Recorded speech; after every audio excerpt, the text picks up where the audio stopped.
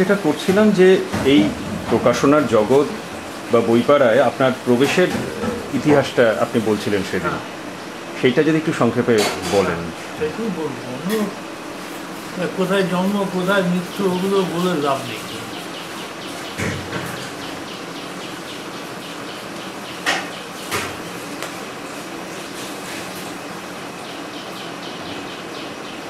ওগুলোই তো সব মনে রাখে, এখন চালিও না। ধরো 58 সালে ওখানে আমি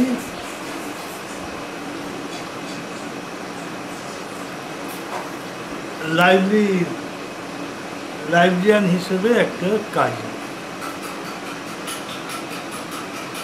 বিধান হোস্টেল। তখন আমাদের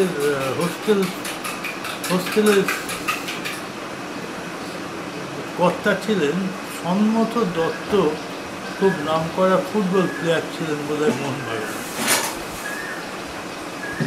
আর সুপার ছিলেন শৈলেন দাস, উনি এনআরএসের ডাক্তারি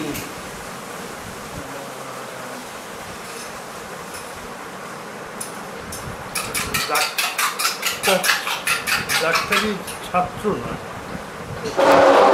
কি হয় তোমার হাউস ফিজিশিয়ান। ওকে অতুলবাবুরা হোস্টেলের দায়িত্ব, খুব ভালো গান গাইতেন। পরে উনি সিপিএমের এমএলএও হয়েছিল দমদম থেকে।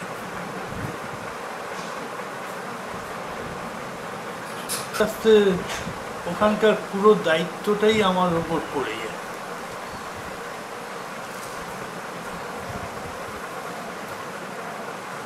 ওই হোস্টেলের পুরো দায়িত্বটা ছিল শম্ভুনাথ মল্লিক বলে একজন, উনি মারা গেছে। খুবই কর্মক্ষম মানুষ ছিল।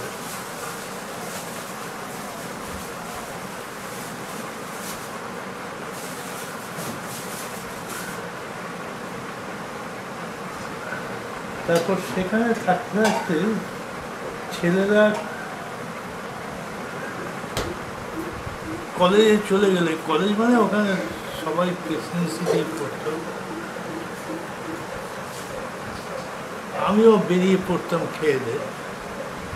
কলেজ স্ট্রিট পাড়ায় ঘুরে সব পুরোনো বই দেখার একটা নেশা ছিল অল্প বয়স থেকে। সেই সব পুরোনো বই আমি ঘাঁটতাম এবং টুকটাক, তখন তো বইয়ের দাম খুবই কম, 58 টাকা হলে ভালো বই পাওয়া যেত, একটা দুটো বই কিনতাম। এই সময় কলেজ স্ট্রিটে সিও বুক স্টল বলে একটা বইয়ের দোকান ছিল, এখন যেখানে নাথের দোকান হয়েছে। এটা ইয়াকুব বলে তাদের পৈতৃক ব্যবসা ছিল, তার বাবাও করতেন। এরা সব রেয়ার বুকসের কারবার। ইয়াকুব। এখন রেয়ার বুকস বলতে কিন্তু ওরা যেটা, এখন আমরা তো ওটাকে ওয়াইড ইয়েতে স্কেলে গ্রহণ করেছি, মানে রেয়ার বুকস ইয়েও হয়, ফিলোসফি এইসব হয়, কিন্তু ওরা করতো কি, যেগুলো অ্যান্টিক বই সেই সবের ব্যবসা, অ্যান্টিক জার্নাল, হ্যালের গ্রামার ওদের সাবজেক্ট। এবং ওদের ওখানে সুনীতি চট্টোপাধ্যায়, এই সুকুমার সেন, সব নাম করা পণ্ডিতরা সব ইয়াকুবের দোকানে যেত, কখন কি বই আসতো না আসতো এসব। ওর কাছে আমার এর হাতে করি, ওটা বলতে চায় না, সিক্রেট। আমি ওখানে যেতে যেতে যেতে যেতে সিক্রেটটা ধরে ফেললাম। যে বই কীরমভাবে জোগাড় হয়, কী হয়।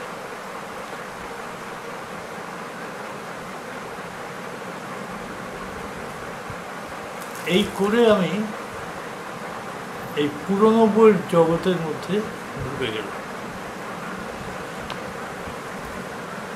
তারপরে 1968 সালে বিধান ছাত্রাবাস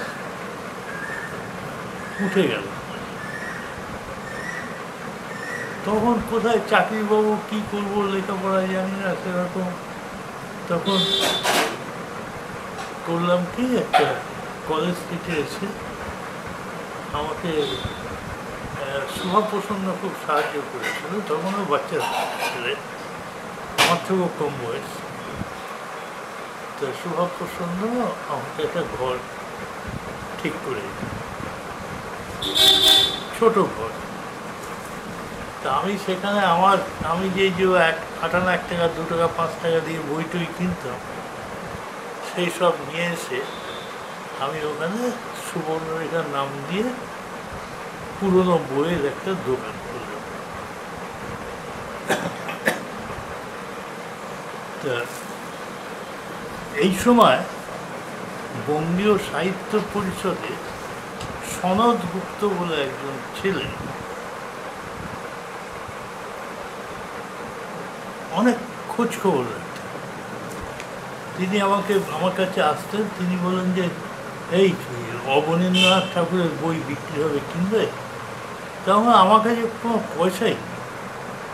তেমন হ্যাঁ যাই, দেখে যেত আমার চোখ মানে একেবারে ছানা পড়ে, যে এত দামি দামি সব আর্টের বই, দেশি বিদেশি নানান রকমের। তাহলে আমি কিনবো, কিন্তু 2-1 দিন সময় দিতে হবে। আমার এক বন্ধু তখন চাকরি করতো ইন্ডিয়ান সিল্ক হাউসে, ওই সিল্কের কারবারি। তারা বর্ধমানের লোক। আমি তাকে গিয়ে বললাম, অমল দাঁ তার নাম, আমি গিয়ে বললাম যে ভাই কিছু টাকা জোগাড় করবে, আমি তোকে দিয়ে দেবো। তো আমার খুব ভালোবাসতো, তা সে আমাকে 2000 টাকা জোগাড় করে দিল। তখন 2000 টাকাতেই অবনীন্দ্রনাথের সেই অত বই আমি কিনলাম, কিনে বিক্রি করতে শুরু করলাম। সস্তা, তখন তো অত আমার জ্ঞান হয়নি যে বইয়ের দাম কত, কি কত, এটা আস্তে আস্তে হয়েছে। আমার মনে আছে হায়েস্ট বিক্রি করেছিলাম একটা বই 5000 টাকা দিয়ে, তখনকার দিনে সতীকান্ত গুরুকে। সেটা কমলবাবু আমাকে বলেছিলেন এই বইটা তুমি ওকে দেখাও, নিয়ে নেবে।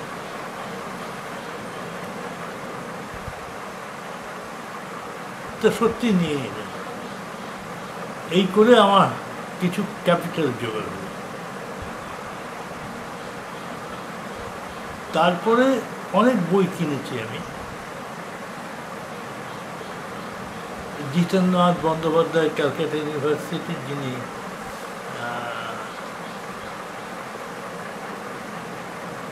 অধ্যাপক ছিলেন মূর্তিতত্ত্বে,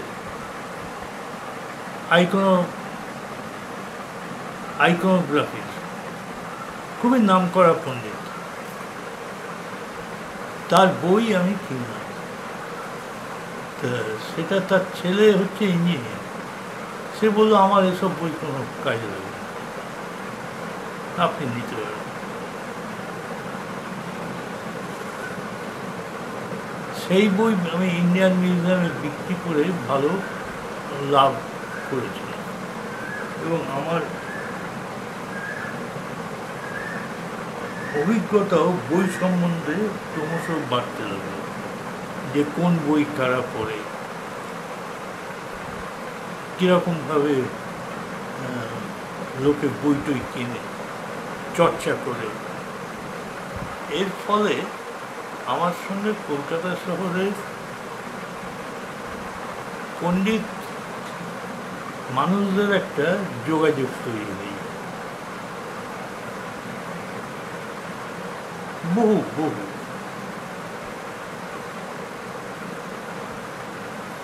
এই করতে করতে দেখলাম যখন টাকাটা একটু বেশি হয়ে গেল, তখন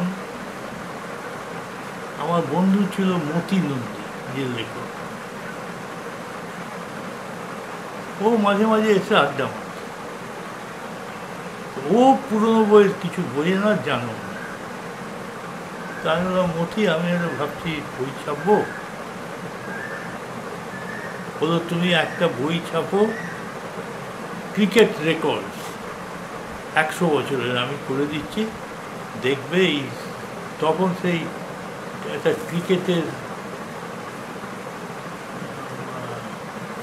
ক্রিকেট খেলা খুব চলছিল, অস্ট্রেলিয়া, ইন্ডিয়া, এরকম।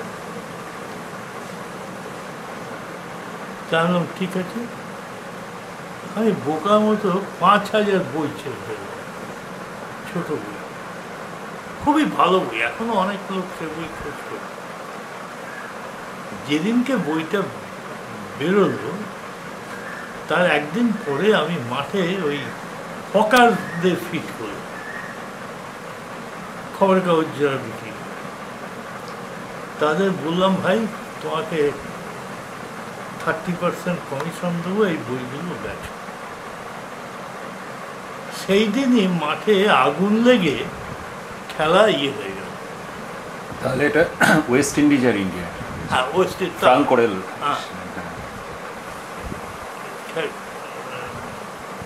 খেলাটা ইতিহাস একটা। হ্যাঁ, আমি দেখলাম 5000 বই জমে গেছে, সব বাঁধানো হয়ে গেছে।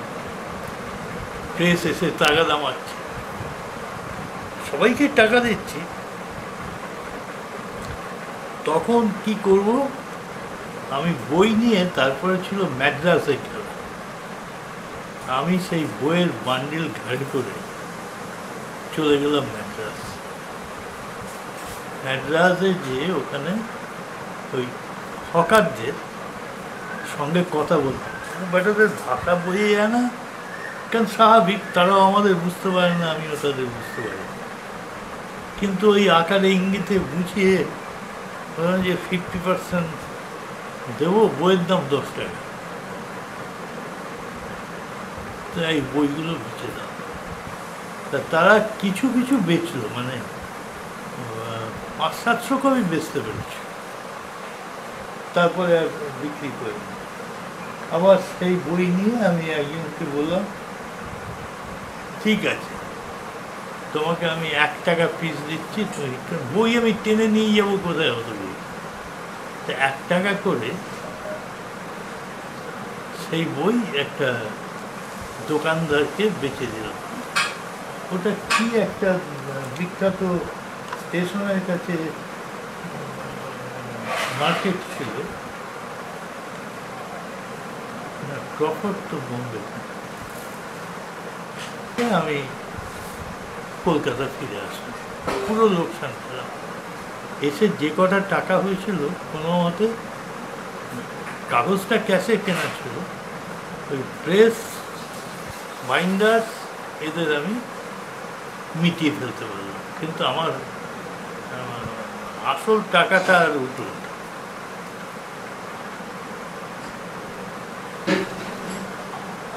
এই করে আমার নতুন বইয়ের জগতে প্রবেশ। এরপর কমলবাবুর সঙ্গে আলাপ হলো। আমি এই প্রশ্নটাই আসতে যাচ্ছিলাম যে কমল কুমার মজুমদারের প্রসঙ্গটা। আমি ওই দুপুরে বেড়াতাম, তো তখন কলকাতাতে অবনীরঞ্জন রায় বলে একজন বোম্বে থেকে এসেছিলেন, এসে ওই কথা শিল্প বলে একটা দোকান করে। তা সেখানে আমরা দুপুরবেলাটা আড্ডা মারতাম। সেইখানে কমলবাবুর সঙ্গে আমার আলাপ হল। কমলবাবু আর নির্মাল্য আচার্য, এক্ষণের সম্পাদক। কমলবাবু আমি খুব ভালোবাসতেন। তা সেখানে তার বই অন্তর্জলি যাত্রা প্রথম প্রকাশ করল। আগে ওটা পত্রিকায় বেরিয়েছিল, তারপরে বই হয়ে বেরোল।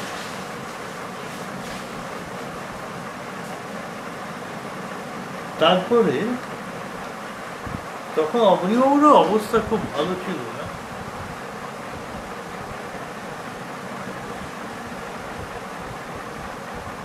তখন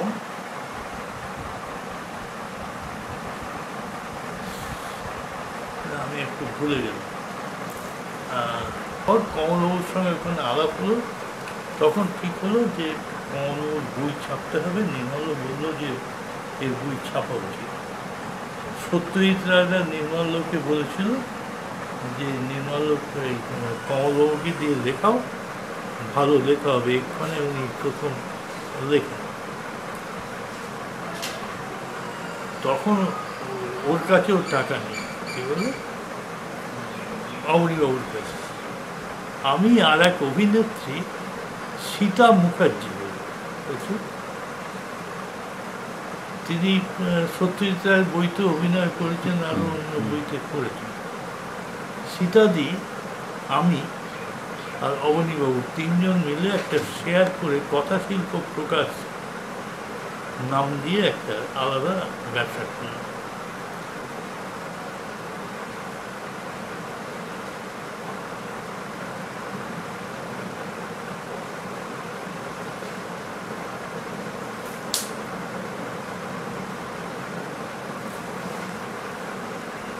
কি 4টে বই আমরা বের করেছিলাম। একটা অসীম রায়ের বই, আরো আমার মনে নেই এখন, ঠিক আছে। তারপরে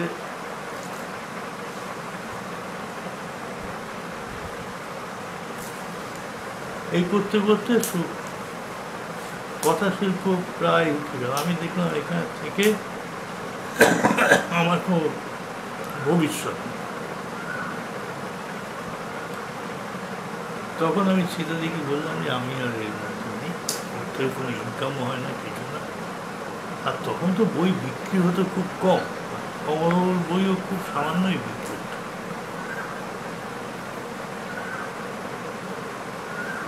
তখন আমি ছেড়ে দিয়ে সুবর্ণরেখার নাম দিয়ে ওই দোকান করি।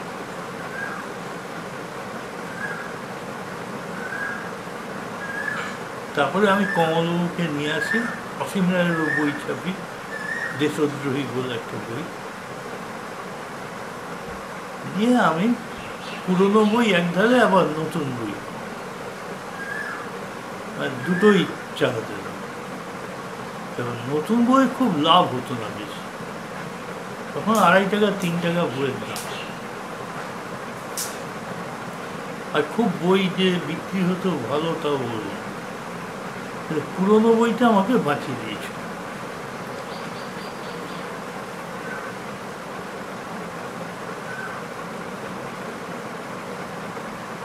একটু বন্ধ করো। একসময় আপনাদের দপ্তর থেকে নির্মল আচার্য সম্পাদিত এক্ষণ পত্রিকা নিয়মিত প্রকাশিত হতো। এই এক্ষণের সঙ্গে যুক্ত বিভিন্ন ব্যক্তিদের সম্পর্কে আপনার অভিজ্ঞতার কথা যদি একটু বলেন। এক্ষণ আগে প্রথম বেরোতো কথা শিল্প থেকে, তারপরে আমি যখন কথা শিল্প পরিত্যাগ করলাম, সুবর্ণরেখা বলে নিজের দোকান খুললাম, তখন নির্মাল্য, সৌমিত্র এরা আমার দোকান থেকে বের করতে শুরু করল। ওদেরও তখন আর্থিক অবস্থা ভালো ছিল। তা যাই হোক, ওরাও দিত, আমিও কিছু ইনভেস্ট করতাম, এরকম করে এক্ষণ বেরোনো শুরু।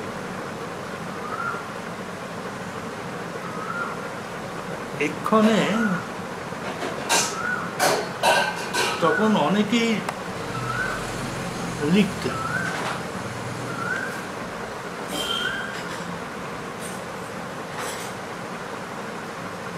তারা সবাই মোটামুটি এখন খুব গুণী নাম করে। এক্ষণ খুব নাম করলো ওই ইয়েতে, তাতে এক্ষণের খুব সুনাম, দান্তের উপরে। হ্যাঁ। তারপরে আরও সুনাম হলো একটা কার্ল মার্কসের উপর ওরা শঙ্কা করেছিল, সেটা একেবারে অভাবনীয়, ভারী সুন্দর। বিমান সিংহ বলে একজন ডিজাইন করে দিয়েছিল এই এক্ষণে, মানে অসাধারণ সুন্দর গেট আপ, ডিজাইন, তার প্রুফ রিডিং কোনো ভুল টুল ছিল না, এবং সব বিদেশি লেখকরাও লিখেছিলেন, যদিও সেগুলো অনুবাদ করে দিয়েছিলাম আমরা।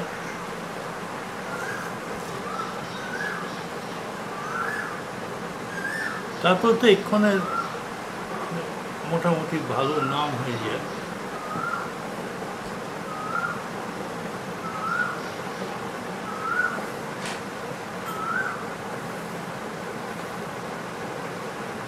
এবং এক্ষণের বিনয় ঘোষ, আমাদের সুদীপ চক্রবর্তী, এরা সব পরবর্তীকালে লেখা শুরু করলে। বিনয় ঘোষ অনেক বেশি লেখা লিখেছিল, করে এক্ষণ পত্রিকা দাঁড়িয়ে গেল। পরে নির্মাল্যর খুব দুঃখজনক ঘটনা, ক্যান্সার।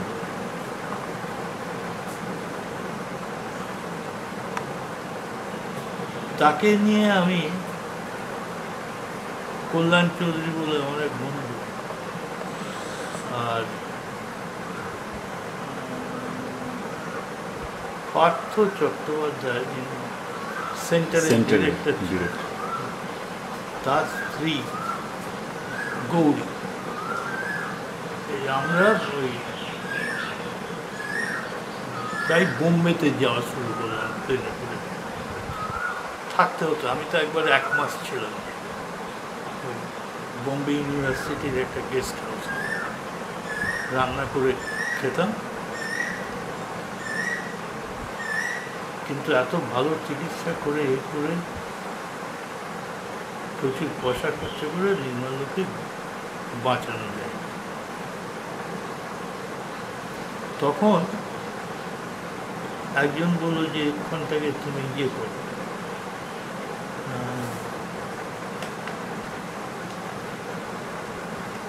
নাম করা কাউকে দিয়ে এইটার করে এক্ষণটা চালু রাখো। তখন আমি এবং পার্থ ঠিক করলাম যে না, এক্ষণের প্রথম সংখ্যা থেকে শেষ সংখ্যা পর্যন্ত সত্যজিৎ রায় প্রচ্ছদ করেছেন, তিনিও মারা গেছেন। আর নির্মাল্য সৌমিত্রর সঙ্গে জয়েন্ট এডিটার ছিল কত বছর, তারপরে একাই এডিট করতেন। আমি বললাম যে না, এক্ষণ তুলে দেবো, এবং সেটা ভূমিকাটা লিখে দিল পার্থ, যে কেন এক্ষণটা আমরা ছাপব না, কারণ এটা যাদের মস্তিষ্ক প্রসূত তারা কেউ বেঁচে নেই। কাজে এর গুণগত মান এটা যে পর্যন্ত হয়েছে তাই থাক। আচ্ছা, প্রকাশক হিসেবে বই প্রকাশনার ক্ষেত্রে ঠিক কী ধরনের বই প্রকাশনার ওপর আপনারা বেশি গুরুত্ব দেন? কিছুই গুরুত্ব দিই না ভাই, ওগুলো ফলস কথা, বড় বড় কথা বলতে হবে। যে যখন যা বলেছে, বন্ধুবান্ধব তো ছিল শিক্ষিত, তার থেকে বেছে একটা দুটো বই আমি বের করেছি। বই যে খুব বেশি বের করেছি তা, যেমন আমার গৌতম এক্ষণে বেরিয়েছিল রাধারমণ মিত্রের কলকাতা দর্পণ, তো সেটা আমি ছাপলাম, খুব ভালো বিক্রি হয়েছিল। এই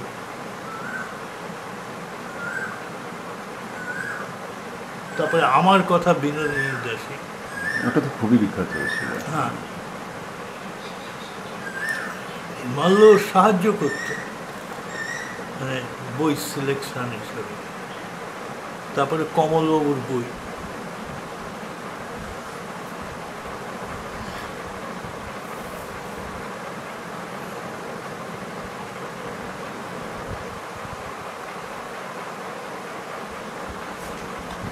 একটা মাঝে মাঝে মাথায় আসে, সেটা হচ্ছে যে একসময় সাহিত্য ছাড়াও আপনারা সমসাময়িক রাজনৈতিক ইতিহাসধর্মীয় বইও নিয়মিত প্রকাশ করতেন। বেশ কিছু বই প্রকাশিত হয়েছিল, তবে ইদানিং বিশ্বায়ন বা বিশ্বায়ন বিরোধী আন্দোলনের মূল রাজনৈতিক স্রোতের বাইরেও নানান আন্দোলন আমরা দেখছি সামাজিকভাবে প্রাসঙ্গিক হয়ে উঠছে, কিন্তু এ বিষয়ে এই মুহূর্তে আপনারা আগের মতো সেভাবে বই প্রকাশ করছেন না। এটা না, করছি না মানে আমার বয়স হয়ে গেছে এখন। 2 নম্বর, আমি তো শান্তিগণে চলে আসলাম কলকাতাতে। এখানে এসে আমি ভালো বই বিক্রি করাটাই শুরু করলাম। মানে যে কোনো বই না, একটু ভালো বই হলে। আর এখানে থেকে পাবলিকেশন চালানো খুব মুশকিল। প্রেস, বাইন্ডার সবই তো কলকাতায়। তাও 2-4টে বই বের করেছি। যেমন এবারে আমি একটা বই বের করব, ছাপা হয়ে গেছে, সেটা হচ্ছে শতগান, সরলা দেবী। শতগান খুব নাম করেছিল একটা সময়। সেইটার স্বরলিপি পাল্টে স্বরলিপি আকারমাত্রিক স্বরলিপিতে ট্রান্সফার করে সেটা বের করেছি। সে বিশাল বই।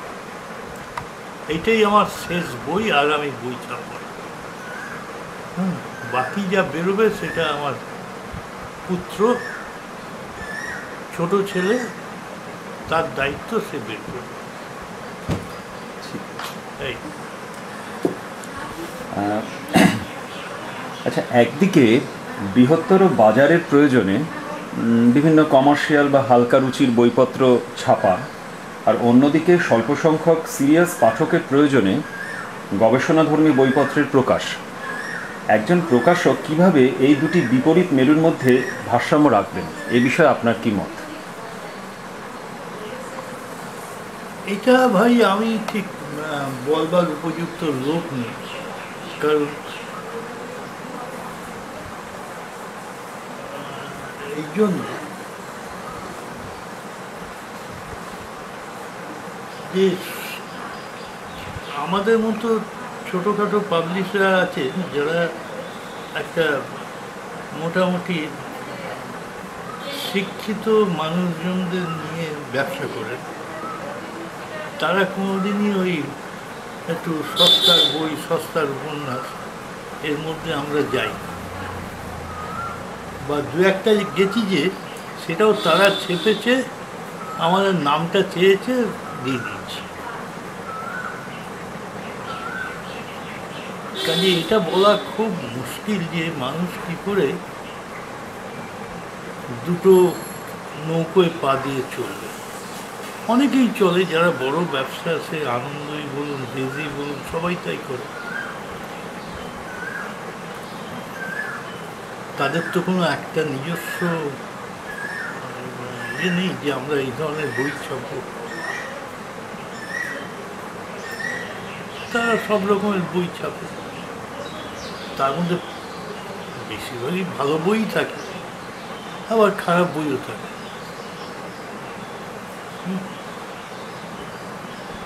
আর এগুলো করতে গেলে ওদের একটা অর্থের জোর হয়ে গেছে এখন, যেটা আগে ছিল না।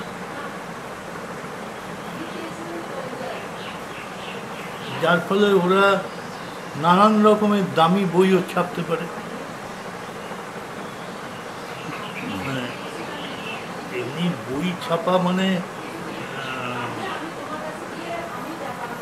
নভেল টভেল, শঙ্করের বই বা এইসব বই, আমি বলছি না যে এগুলো খারাপ বই, পপুলার বই। খারাপ বই বলে কিছু হয় না। পপুলার বইগুলো ছেপে সেইটা দিয়ে ওদের একটা ইনকাম হয়। বুদ্ধদেব গুহর বই খুব ভালো বিক্রি হয়, এমনকি আমাদের শান্তিনামেও ভালো বিক্রি হয়। শঙ্করের বই, এ বিষয়ে কোনো সন্দেহ নেই যে এগুলো ছেলেমেয়েরা কিন্তু কিনে পড়ে।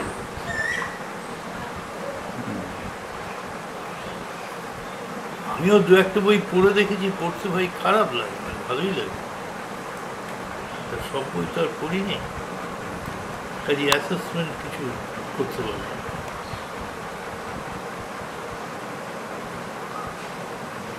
আর কি আছে?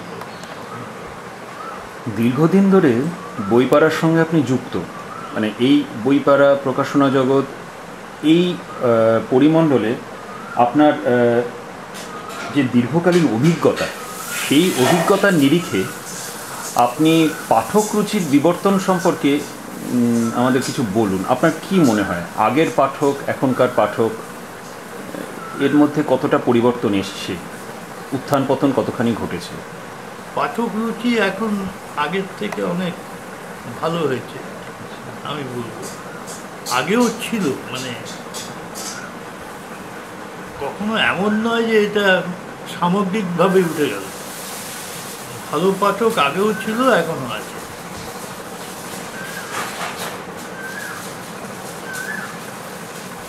কাজে এটা তো অন্যভাবে কিছু বলা যায়।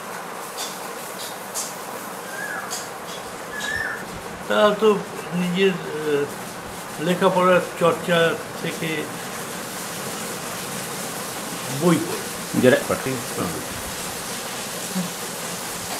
পিএইচডি করবে,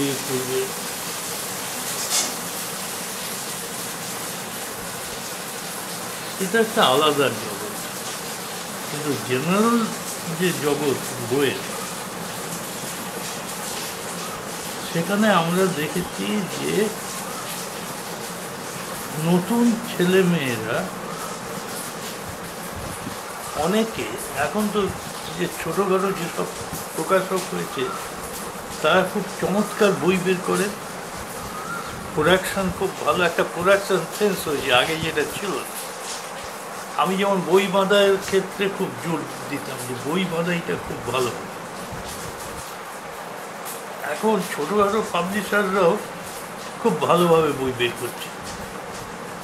এরকম 7-8-10 জন আমি জানি যে তাদের বই আমি এনে বিক্রিও করি, খুবই ভালো ভালো বই তারা বের করে।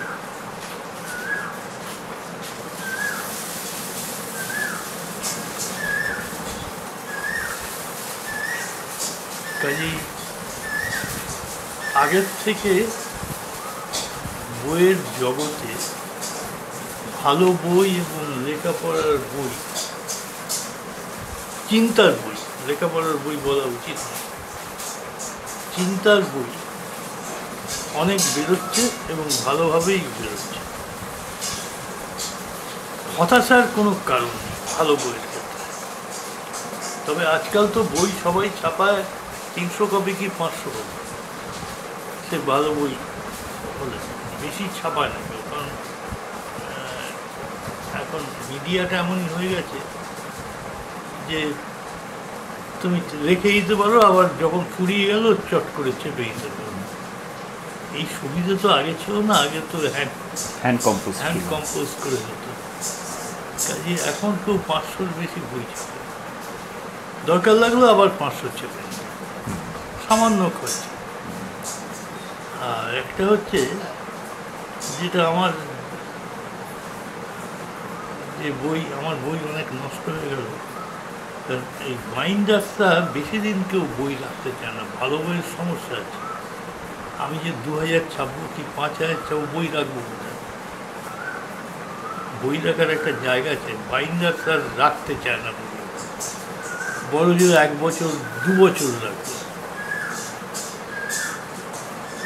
তারপরে তারা হয় গোডাউন চার্জ দাবি করে, না হলে নিজেরাই ওজন নামে বেঁচে দেয়। এরকম অভিজ্ঞতা আমারও হয়েছে। তা আমার বই তো খুব বেশি বিক্রি হতো না, 2-4টে ছাড়া। কলকাতা খুবই ভালো বিক্রি হতো। এরকম কিছু বই আছে, বা গৌতম ভদ্র ভালো বিক্রি হয়। এই আচ্ছা, একবিংশ শতাব্দীর প্রথম দশকের শেষে এসে আপনার কি মনে হয় যে টেলিভিশন বা আরও আধুনিক ইন্টারনেটের এই নন স্টপ এন্টারটেনমেন্ট যেটাকে আমরা বলছি, সেই দুনিয়ায় মানুষের বই পড়ার অভ্যেসটা কমছে কি, বা এই দ্রুতগতির সঙ্গে পাল্লা দিতে গিয়ে প্রকাশকরা কি নবাগত প্রজন্মকে ধরতে ক্রমাগত চ্যালেঞ্জের মুখে পড়ছেন? আপনার কি মনে হয়? না না, এখানে ব্যাপার হচ্ছে যে প্রকাশক মানে কি, তোমার কম্পিউটারের বইয়ের হাজার হাজার প্রকাশক আছে, তাদের বই তো বিক্রি হয়, কাজে বই ছাপা হচ্ছে না তা নয়। তুমি বলতে পারো যে সাহিত্যের বই, আর ধর্মীয় বইয়ের মার্কেট চিরকালই আছে, এবং সেটা বিক্রিও হয়। এবং ধর্মের বিভিন্ন সেক্ট আছে, সেক্টের যে বই এক একটা 8,000 10,000 করে ছাপা হয়, সেগুলো তাদের অনুষ্ঠান হয় যখন বিক্রি হয়ে যায়। অর্থাৎ আপনি বলতে চাইছেন যে কিছু কিছু সেক্টরে, মানে এই দ্রুতগতির জগতই হোক আর যাই হোক, ব্যবসাটা মার খাওয়ার কথা নয়। না, আমার তো মনে হয় যে ব্যবসাটা মার খাবে। আগের থেকে ব্যবসা কত বেড়ে গেছে। 10, 15, 20 বছর আগে যে বইয়ের ব্যবসা ছিল তার থেকে এখন কত বেড়ে গেছে বই, সংখ্যাও তো বেড়ে গেছে বইয়ের। তাই ওটা কোনো, আমি তো এই এখন শেষ বয়সে এসে একটু টিভি মাঝে মাঝে দেখি, ওই বর্ণালী, সকালে বর্ণালী বলে একটা অনুষ্ঠান দেখি, খুব ভালো, সেন্ট জেভিয়ার্স কলেজ। তা আমার স্ত্রী হয়তো একটু সিনেমা দেখলেন, আমি দেখার পর আমার ভালো লাগে, কি একটা থাকতো, আমি টিভি খুব একটা দেখি, কাজে আমার মনে হয় না, কিন্তু বই পড়তে এখনো ভালো লাগে।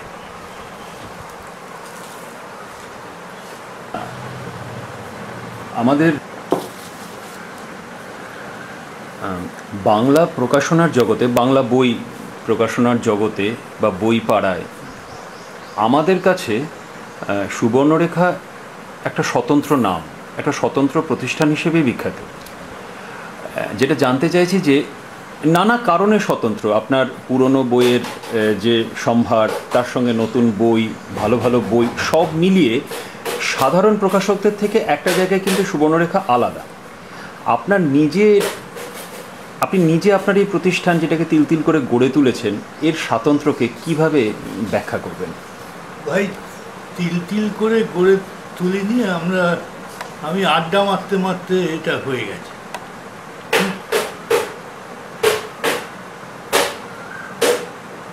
সন্ধেবেলা কমলবাবুকে নিয়ে মদ্যপান করতে যেতাম,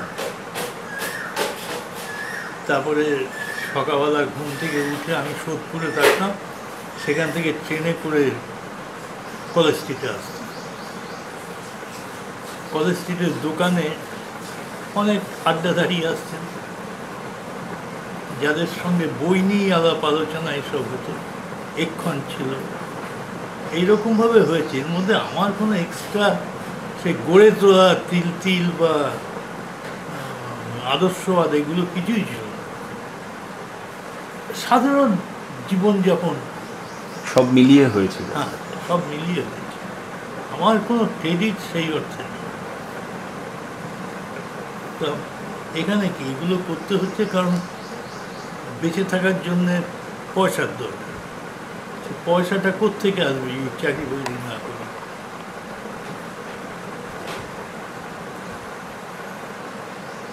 সেই জন্যে এই পুরনো বইয়ের ব্যবসা থেকে আমার মূলত অর্থ আসে।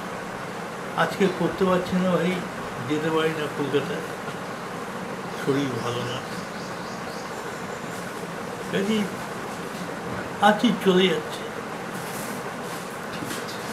আর একটা প্রশ্ন আছে শেষ, যে সুবর্ণরেখার আগামী ভবিষ্যৎ সম্পর্কে আপনার বিশেষ কোনো পরিকল্পনা আছে কি? আমার কোনো পরিকল্পনা নেই ভাই, আমি ছোটো ছেলেকে দিয়ে দিয়েছি প্রকাশনার ইয়েটা, ও পারবে কিনা আমি জানি না, অত এলে মোর আছে কিনা তাও জানি না, তারপরে দেখছে এই পর্যন্ত, তারপরে কি করবে আমি বলতে পারবো না, এখন আমার হাতে আর নেই ব্যাপারটা। আর শেষ প্রশ্ন, এই প্রশ্নটা একটু আলাদা, যেহেতু আমিও এখন শান্তিনিকেতনে থাকি, ফলে এই প্রশ্নটা আমারও জানার খুবই আগ্রহ।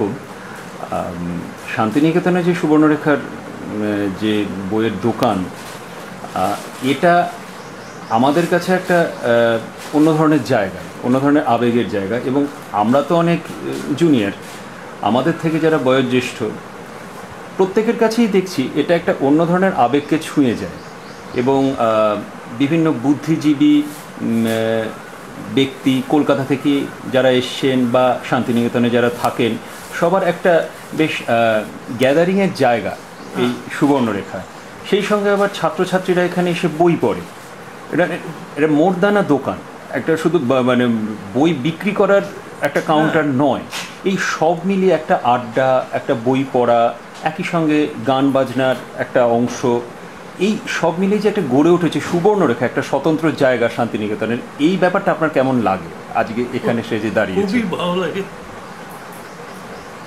খুবই ভালো লাগে। জানি না আমার পুত্ররা এটা রাখতে পারবে কিনা, আমার খুব সন্দেহ আছে। তবে এই আমি তাহলে একটা ভালো গল্প বলি। একবার ওই বাংলায় টিনটিন বলে, আমি দেখলাম এটা তো ছেলেমেয়েরা তো একেবারে টিন তো অসাধারণ পড়তে লাগে, সারা পৃথিবী জুড়ে চলে। তা আমি 10 কপি করে টিন দুটো বেরিয়েছিল, দুটোই নিয়ে আসলাম। তা 7 দিন বাদে আমি এসে দেখি 1 কপিও বিক্রি হয়। আমি তো অবাক একেবারে। তখন এখানে যে ছেলেটি কাজ করতো দেখতো, তার মানে কি রে টিন বিক্রি হয়নি কেন? বললো কি করে বিক্রি হবে আপনি দেখুন। তারপরে দেখি ওই মোড়া আছে তো দোকানের সব, ওই পাটভবনের ছেলেরা হলুদ জামা পরে বেরিয়ে এসে ওখানে বসে একটা টিন নিচ্ছে আর 8 ঘন্টায় শেষ করে দিচ্ছে। বইটা কিনবে কে? খুব মজা, আমার এত ভালো লাগে এই ব্যাপারগুলো। কি বুঝতে পারলে? হ্যাঁ, বুঝতে পেরেছি।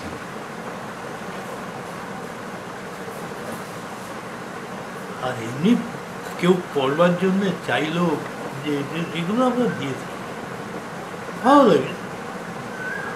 তার দরকার হয়তো 2 পাতা 4 পাতা বা একটু দেখে দেবে, পয়সা নেই, ঠিক আছে। আর এখন তো একটা জিনিস ঠিকই, এখানে লেখাপড়ার চর্চাটা আমি যা দেখেছি,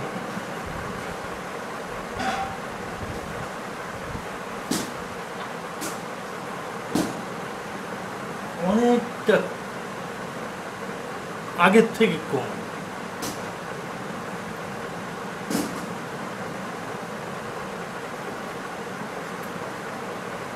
কিছু অধ্যাপক আছেন যারা সিরিয়াস বইটই পড়েন, এরকম যে নেই, প্রচুর আছেন, আবার প্রচুর নেই।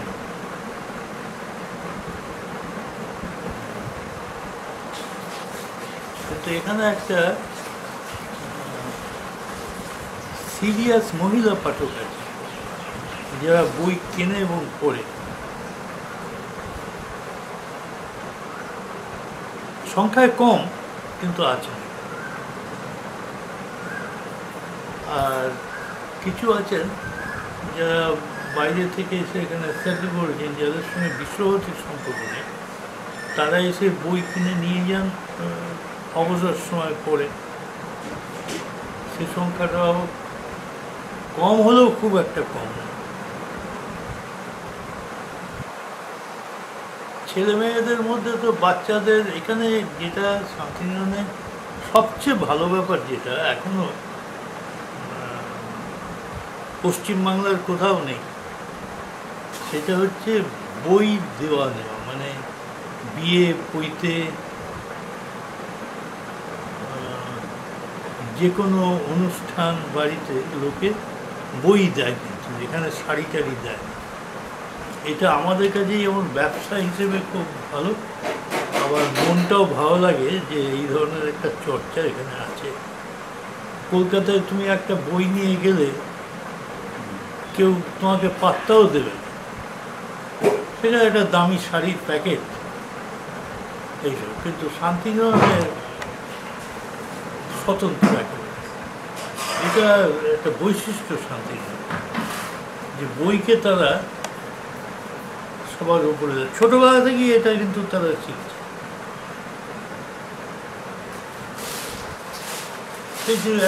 আজকে জন্মদিন, আমাদের খেয়াল রাখতে আছে কার জন্মদিন, এই বইটা নিস না, বইটা নিয়ে গেছে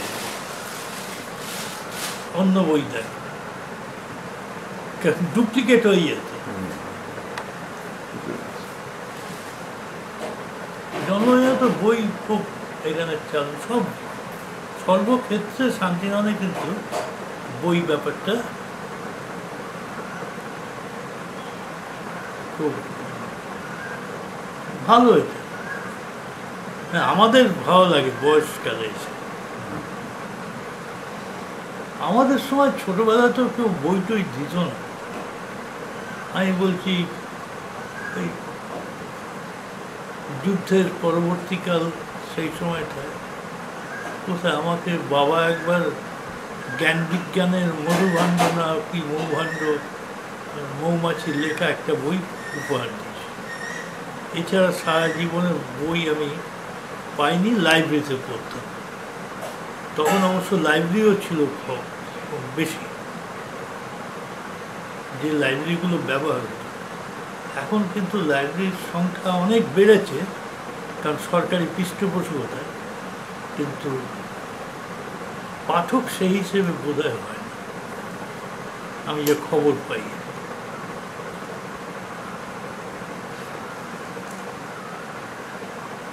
আজকে এইরকম সুন্দর একটি সাক্ষাৎকারে আপনি এতগুলো কথা বললেন, সেই জন্য আপনাকে ধন্যবাদ।